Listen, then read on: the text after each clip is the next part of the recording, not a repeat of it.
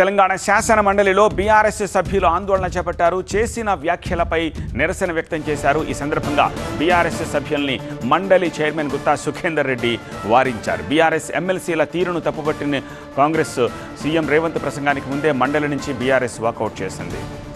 ఏది కూడా గాలి మాటలు మాట్లాడటం లేదు. మధు గారు అధ్యక్ష, డోంట్ రన్నింగ్ కామెంటరీ ప్లీజ్. వారు చెప్పింది మీరు మాట్లాడండి. ఏందా రోజు నీది న్యూసెన్స్ చేస్తున్నాం ప్రతిసారి. ప్లీజ్ మీరు మాట్లాడేటప్పుడు మీరు కౌంటర్ చేయండి. మీ దగ్గర ఏమైనా ఇన్ఫర్మేషన్ ఉంటే మాట్లాడండి. ప్రతి దానికి ఎవరు మాట్లాడితే కూడా క్రాస్ టాక్ చేయడం ఏంటి? మరి ఇందాక మా బీఆర్ఎస్ పార్టీ సభ్యుడి పైన కొంత సంయమనం కోల్పోయి నీ న్యూసెన్స్ అని అన్నారు అధ్యక్ష.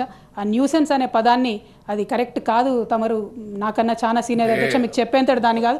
ఆ పదాన్ని మాత్రం దయచేసి తొలగించవలసిందని రిక్వెస్ట్ చేస్తా ఉన్నాను. గౌరవ సభ్యురాలు మీరు కూడా అర్థం చేసుకోవాలా అధ్యక్ష.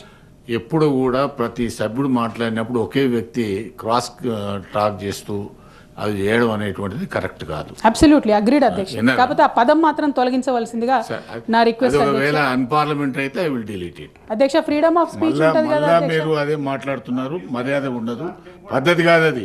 నేను వారు మాట్లాడినారు అన్న తమరు ఆలోచించండి అధ్యక్ష. ఆలోచించి అన్పార్లమెంటరీ అయితే దయచేసి డిలీట్ చేయండి అధ్యక్ష.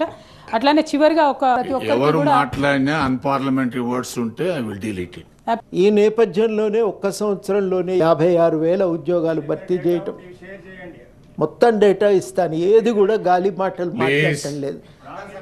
మధు గారు అధ్యక్ష, డోంట్ రన్నింగ్ కామెంటరీ ప్లీజ్.